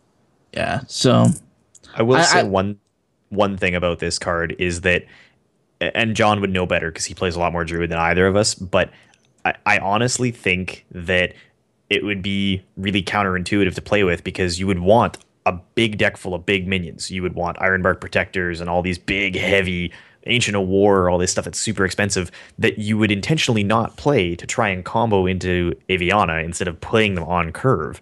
It's dangerous, and it also probably leaves you with a deck that's super vulnerable to aggro. You have no way to contest an early board because you're trying to wait to set up that like uncontestable late game board. It might be the one card that finally like brings Twisting Nether into the meta. I don't know, but as it stands, it's so cool conceptually and so unplayable. So this is, I mean, the one thing, so right now, you nailed it on the head. Right now, Druid is all about building tempo and ramping up your opponent. Ideally, you have combo on turn 9 and he's dead. Like, let's be honest, that's Basically, the dream. that's the goal. Now, on turn 7, like, you can play Ancient of Lore, right? Which draws you 2 cards. You get a heavy minion card from there, and it's pretty likely. I mean, you run Ancient of Lores. Most Druid now are running Ancient of Wars. We could see, like, put Cenarius back in with this deck. I mean, right there, you're talking about 6 or 7, 8 tempo positive cards in Druid right now between Lotheb, Sylvanas, Dr. Boom, Ancient of Lores, at least 1 copy of Ancient of War, and maybe Cenarius. And you're going to see Nourishment used. So yes. Yeah, absolutely. Those, all those away, 11, right? So we're talking about 11 cards right now in just the current most popular Druid archetype that with this card on turn 10 would be a tempo positive play. Now, if you're losing at that point, your only chance of winning is this card. Quite honestly, doing that and throwing out a boom that you got from your lore on turn 7, sure. Like, it might even be worth to hold it so that you can throw out a boom and, a 5/5. But I think, to the point, mid-range Druid, Ramp Druid is so good right now, I don't think that you want to add more heavy end game to it. It's already so delicate in turns 1 through 4. We already talked about it. If you don't get Innervate, if you don't get Wild Growth, you're pretty much toast. Having cards like this in your hand does not help that at all. So, all right. Anub Arak, 9 mana, rogue legendary, 8 attack, 4 health, death rattle. Return this to your hand and summon a 4/4 Nerubian. Really cool design, that's for sure. JR says thumbs down. Kevin says, this is awesome. Ooh. Fight. All right, JR, go. How's Rogue going to use this? It's a turn 9. I mean, they don't right now. Rogue is, you're right. Like, Rogue is like aggro heavy. Rogue is, I don't know, they're more tempo oriented. That turn 9, I'm going to wait to put this guy down, and then he's going to die or possibly get silenced because I'm like, okay, well, I'm playing Rogue. I have a couple silences to deal with other decks, but I don't really use silence against Rogue very often. Well, now I'm going to save, if Rogue starts throwing this in their deck, well, now I'm going to save silence for a new brick. I mean, the problem in Rogue up to this point has been none of the Rogue archetypes other than the spell-driven ones have worked because there is no other win condition. Rogue only wins games by casting spells. That's been true of Miracle Rogue. It's been true of Malagos Rogue. It's been true of Oil Rogue. There's never been a really effective tempo Rogue. There's been a couple of weird like aggro decks that some people have managed to skid to Legend by people not knowing that it's coming. People tried to make Mech Rogue work. Like, nothing has ever had an actual late game win condition. Best case scenario, right? Best case scenario, most decks have a silence, sometimes 2. Only a handful of classes have silence, so you're basically totally dependent on having a silence minion, and there's only a handful of those in the game. If this hits the board and can't be silenced, you have a never-ending win condition. You just play it over and over and over and over, and the player on the other team is forced, or your opponent is forced to answer it every turn for the rest of the game. It never actually goes away unless this is the best BGH counter the game has seen yet. It's so efficient to just have it as the last card you play in your deck. Like, build a rogue deck, build a mill rogue, build whatever, build a tempo rogue, build a rogue that has a whole bunch of sustain and just trades really efficiently. Rogue has better removal than anything in the game. And this, to just be able to slap down at the end of the game and say, all right, what do you got left? You've burned all of your answers to all of my other minions and spells. What do you got left to deal with this? So the way I see this card is I think it really should say 9 mana 4/4 with taunt. When it dies, summon a 4/4 Nerubian. If it lives, give your minion +4 essentially, right? Because that's really what it is. Like, this is kill on sight. So you're basically telling your opponent needs to have 8 damage to deal consistently each turn in order to clear this, right? in order to stay up. Otherwise, it's all of a sudden becomes an 8-8, and then a 12-12, and then a 16-16 as the math continues to ramp up. So if it is not silenced or you are not way behind, you're exactly right. This card gets right what Malorn could not get right. Right? Yeah, it was greatly costed, it was super efficient, very hard to deal with, but if it gets dealt with, it's just done. So I'm siding with Kev on this one. I think this could be a really cool and interesting card. However, yes, 4 health is very easy to get rid of, right? Number one. Number two, I don't think it synergizes well with Rogue currently as is. I think it's the same reason why we don't see Trade Prince Gallywix get played. It's just those need for minions. But I think we've seen some promising cards, and we have another 60-some that could come out to make some sort of tempo rogue more of a thing. So, I honestly, I know it's vulnerable to removal. I know it's not a perfect card. I know that it doesn't trade very efficiently.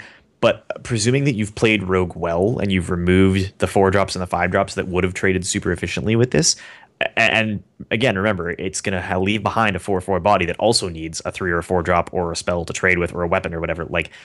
It's the best closer in the game. It is the most efficient closing card of anything in the entire set right now, because most everything else, once it's removed, it's out of play. It doesn't leave anything behind. This is Sneeds on crack. I think to make it viable, you'll have to play a rogue deck that plays with other things that will need to be silenced early on. Sure, but no one's ever tried that before. Way. Right. Because right now, Rogue doesn't have anything that I silence. So I would save a silence for this if Rogue started playing this. So if Rogue started playing this, they would have to play other things with possibly Cold Blood or, other things that need to be silenced. The other legendary that they have that I suddenly can't remember the name of, the guy who gets bigger the more cards that you play. Yes, Van Cleef. Or just things like that. Yeah. Right. I mean, I would. That's the only way. That's the only way I see it viable is if Rogue does that. I mean, I would have to do the math. I would have to check, but I think basically the average deck runs 1 to 2 silences. Right, and right now I don't play any silence against Rogue. I wouldn't even say that. I would say, I mean, Druid is really the only one that runs 2. No one's running really 2 owls except for Handlock. Well, no, but mathematically, right? Druid gets Keepers, Shaman gets Earthshock. Which God, I'm gonna lose it. Run intermittently. It's running a fair bit of Shaman. There are enough places where people run at least one silence that half the classes run a second one, but that's it. And you play other minions that bait silence. You play Shredders and other stuff where people are going to want to silence them. Yeah, Shaman will own this because of Hex as well. Mages with polymorph and stuff. Yep. So, yeah. I mean, I totally agree. In the end, we'll see. We'll see. We got to run through a few more cards, and then we got an email, and we got to get out of here. So we're going to go really quick through these last 3. Confused. 2 mana, epic pre-spell. Swap the attack and health of all minions. Kev, good or bad? Unbelievable. Okay. Scary good. Give me a 10 seconds rundown as to why. In my position, I think this is the kind of thing that allows you to turn all of the light bomb, sustain, big health minions into a scary big ass win condition in the end game. It's the most powerful. It's Savage Roar done better for Priest. Okay, JR, what about you? I think you can bring back the Wombo combo whole inner fire thing because you can have fun with that. And if your win condition doesn't go that well, you can just confuse and then turn your minions around and smack them anyway. It could be fun. Let's not forget too that this will interact with all of the cards where they have auras. So things like what's the Murloc, the War Leader or whatever, that gives all your other Murlocs extra attack and health. It'll reapply that effect again after you play the spell. Anything that does that, right? Stormwind Champion, Raid Leader, anything that has an aura will be affected by this. So it's going to bring a whole new archetype to Priest, is my guess. I for one welcome our new Priest Murloc Overlords. Yep. Yeah. I'm with you guys. Really cool card. The math makes my head hurt. I think wasn't there a BRM boss that essentially did this with his hero power? Was it BRM? Where every time he did his hero power, it switched. And I hate math like that. Like I'm a very straightforward, like tempo type player. So while this card will see a lot of play, I will probably not be playing priest decks with it. So, but I think it's a really cool card. Grand Crusader, 6 mana, 5/5, add a random paladin card into your hand. That's the battle cry. It's an epic neutral card, which is very, very interesting here. So this is one of the first neutral cards that we've ever seen that actually integrates basically a class card to come in. There's one or two others, but for the most part, it's one of the bigger ones. What do you guys think? Yeah, it's like Nefarian kind of thing. Right. Kev? I don't like it. I think there's too many weak paladin cards. I think on 6, there's so many better options that you're not likely to use it. If it had been like an Inspire card, I actually think it could have been really fun and could have had a lot of potential. But as it stands, I can do better on a 6-drop pretty much in every class across the board. You're a bad paladin card. Your face is a bad paladin card. I don't know. Would you play it? No, I wouldn't. Okay. There's other things on turn 6 I would rather play than something that's going to give me a random card. Totally. Yep. Turn 6 is so contested right now. We all expect the 5/5 thing, but we have such powerful battle cries and such powerful death rattles that I don't think this card is acceptable for the potential RNG-ness of it. Yeah, I mean, bottom line is that Paladin is the class that has all of the like terrible 1-cost secrets, the really awful low-cost spells. It relies heavily on a lot of synergies. If you pull up like a Quartermaster as your random Paladin card, that doesn't help you at all. That's actually awful. So I don't see it. I just don't. I'm gonna play it with the cards that gives me Silverhand Recruits. It could be neat a Paladin deck, I guess. Yeah. Last one. Astral Communion. 4 mana Druid epic spell. Gain 10 mana crystals. Discard your hand. The mana crystal Deathwing type thing or whatever. I don't even know this card. Kevin, good or bad? Edge case. There's things that could happen that would make it super good, but it would require you to run a Druid archetype we don't know of yet, where you run minions that have card draw. You'd need Loot Hoarders and Acolytes of Pain and a bunch of stuff on the board. Play this and try to turn around and all of a sudden have this like super impossible early game ramp game. And you have to draw it early. It's unplayable. You would never play it unless you played it on curve. So I don't see anyone using it. Draw 10 cards on turn 10? Just kidding. But I don't do that, would it? Yeah, no. It would not. It doesn't do any excess mana stuff. Well, it probably would. It would be the same as Wild Growth. You'd get 1. Potentially. But you discard your whole hand to do it. Like, it would be a 4-mana cycle card at that point. That's awful. Right. Yeah, I don't see this working with anything. I think the only case, if someone found a way to get the right amount of card draw with the right amount of big minions and find a way to balance those things, that's how that card has to work, right? But there's no way right now that we can really see this happening. Agreed? No, and discard is only viable in Warlock right now. It's crazy punitive in every other class, so I don't think you can afford to. Like, I don't know. Plus, you're going to play it the next turn, you're going to draw Innervate and sit there with an empty hand and no ability to spend your 12 mana crystals and think you're an idiot. So, sure. I don't know. It's not going to happen. Got it. You can hero power. Totally. Oh, yeah. And maybe your hero power for 1 damage will be super good at that point. It might win you the game. Hey, Kevin, that was rude. Apologize to JR. JR, I'm sorry. Please try to be smarter in the future. We need to go to emails. That's enough. You're still a bad paladin card. No. We'll do a PvP on this later.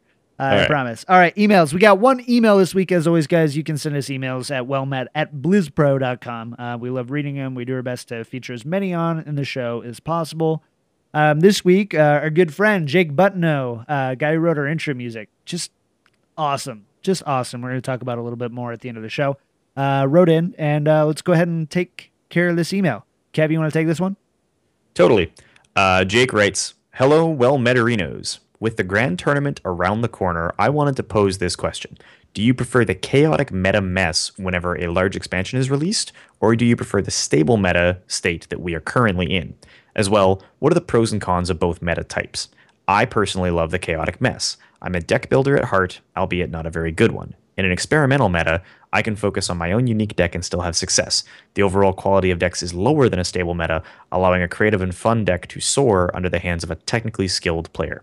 Looking forward to hearing your thoughts, Jake. All right, really quick. Kev, what do you like? Chaotic mess? Like not your beard. It's actually beautifully groomed. Thank you. Or stable?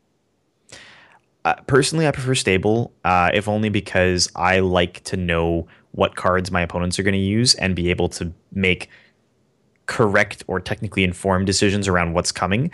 Most of the high level play that we see, we can immediately call misplays as we see them because we know what both players are going to be running fundamentally. And there's small variants based on tech choices and stuff like that.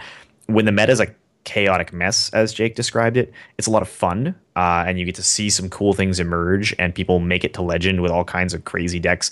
But that's not how the game is actually played, right? You prey on a very short window of unpredictability. The meta will be solved again in, well, I'm going to say 6 weeks after Grand Tournament drops, because all the cards, people who play competitively will buy them all, sit and play test and figure it out. They'll do all the math. They'll run all the permutations. It'll be solved again.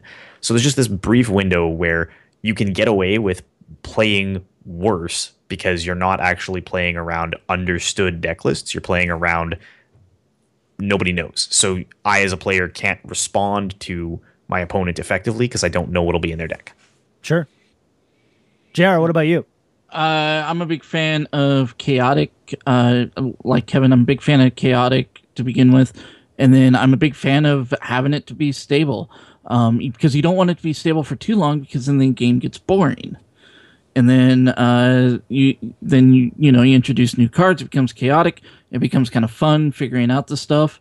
And then once it becomes, then I enjoy the portion where it becomes stable because then I can feel like I'm playing at a more competitive level because I know what people are playing, I know how to play against it, etc., etc. But then after a while, that gets boring, and it's time to mix it up. So I think the whole like cycle of that is important to games like this. All right. What about you, John? So for me, when we go into a chaotic meta, I play less and I watch a lot more ingrained in streams. That's how I enjoy a chaotic meta. It's not that I don't enjoy a chaotic meta, but I don't like playing in a chaotic meta. I like watching streamers and the theory crafters start talking about cards and doing that. I love catching a deck early that is ahead a little bit of the chaotic meta and things getting tested out, and I love riding those things up the ladder. But for me, I feel like my biggest strength in Hearthstone is not in my actual technical playing skills in, making cool decks and stuff like that, and knowing based on my extensive CCG experience, making these new decks and what's going to be good. Instead, what I enjoy doing is once I learn a meta and I learn it well, doing the poker thing, right? Does he have this card? Does he not? What do I start playing? I like that. So I personally like stable. I really like the meta right now. Not because it's super fun in the sense of like every card is a surprise, but instead it's chess, right? At the beginning of the game, every chessboard's the same. Doesn't make the end of the game any less fun because there's a million ways to get to the end of the game. Billion, trillion, totally. Who knows? Yeah, right. And so that's where I'm at.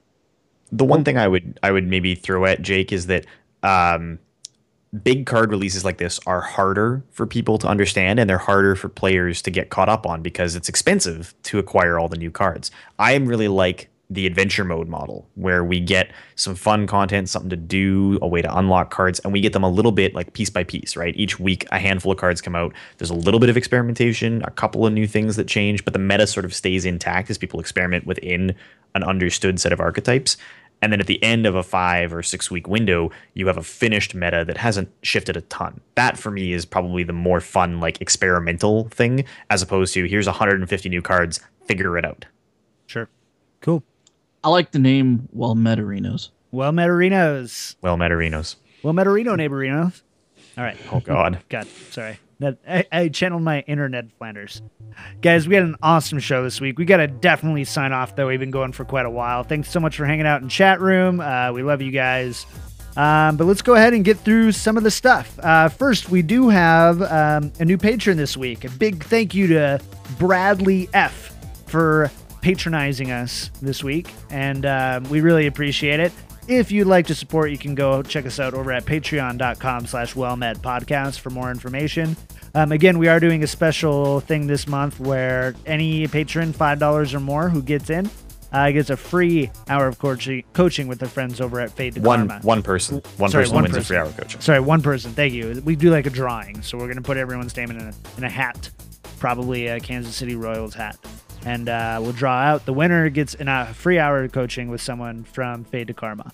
So please go ahead and check that out. We do have some iTunes reviews as well. Kev, you want to take those? I don't actually know that I have them in front of me. JR, do you have those up? Yeah, so iTunes reviews from Crime Alley, Mike Morgan 886, and X Nizzle to the shizzle. Oh God. Yeah. That just happened. Straight out of Kansas City, it's J.R. Cook, everybody. Straight out of Kaufman. KC. Thank you guys so much for your iTunes reviews. They help us so much in placement rankings and gives us warm little fuzzies inside whenever we get to read them. We do check them, and we check them all internationally too, so I don't think I've missed one now in like 5 or 6 weeks. I actually discovered a site, so if anyone's doing their own podcast, mypodcastreviews.com allows you to you click a button and it finds all your reviews worldwide on iTunes and Stitcher for you. So if that's ever something you're interested, check it out. It saved me close to an hour a week, honestly. So yeah, awesome. As for anything else, what do you guys have going on this week, Kev? Well, I'm going to actually take a couple days off early in the week because Gamescom was just nuts and I was overwhelmed by the amount of work I had to do in the crazy hours. So I'll be playing a lot of Hearthstone, playing a lot of Heroes, just trying to get caught up on life. It was a great week and a lot of cool things coming. So I'm really excited for what we see next coming up for the Grand Tournament. Sure. Big personal shout outs, I guess, to my sister Terry, who is working on buttons for the Well Met podcast that I'm hoping to distribute at BlizzCon. So if you come and find any of us hosts at BlizzCon, you can get a free button with the Well Met logo on it, which will be super cool. And to my good friend Vinay, who I missed the show for last week to see him get married to his beautiful wife Sophie. It was a crazy party. We had a lot of fun. They're off to Chicago at the end of the month, and I'm super excited for them. So kudos to you guys. Good luck. It was a blast. Great. JR, what about you? I'm going to be playing a lot of Heroes of the Storm this week. I need to get caught back up with our team. I've been kind of dragging them down a little bit on the Heroes Power Hour, which you can watch every Tuesday night, but I won't be on this Tuesday because I actually have like 4 Royals games this week that I need to go to.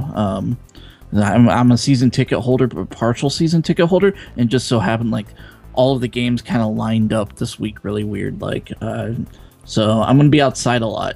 So nice. Yay. Cool. As for me, big shout out to Blizzard, who just took a bunch of my money getting back into World of Warcraft. So thank you for that, good sirs.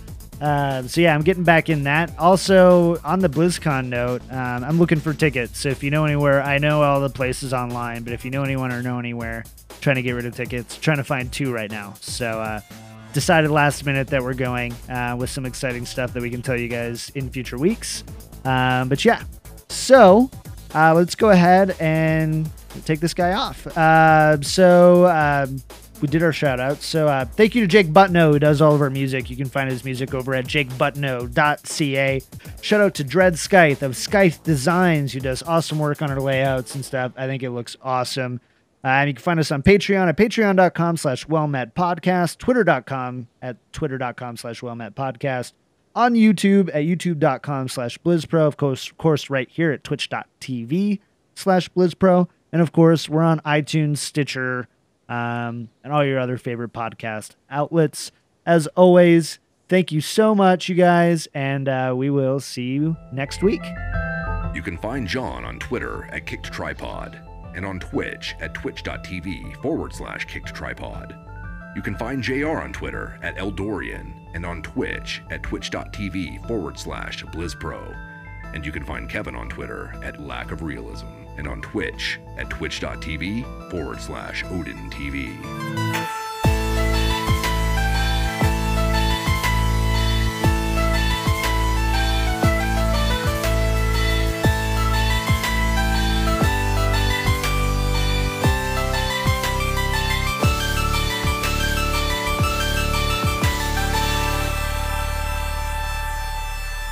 Heaven's a bad paladin card. BlizzPro.com. Beyond Noob. We're done recording. I can call him a jackass now, right?